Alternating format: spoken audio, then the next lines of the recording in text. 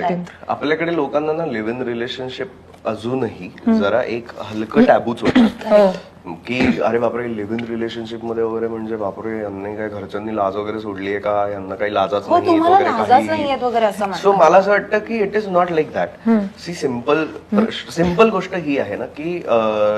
शेवटी जी राहणारी लोक आहेत एकत्र किंवा लग्न करण्यानंतर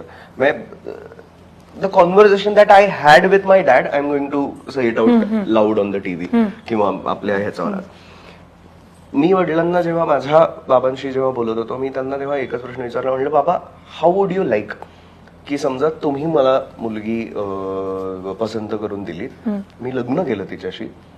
बट 5 वर्षानंतर जर मी नाहीये आनंदी किंवा मी जर खुश नाहीये तर मी ब्लेम कोणाला करायचं? मी तुम्हाला ब्लेम करायचं, मी त्या मुलीला ब्लेम करायचं ज्याची काही चूक नाहीये, की मी स्वतःला ब्लेम करायचं? म्हणलं रादर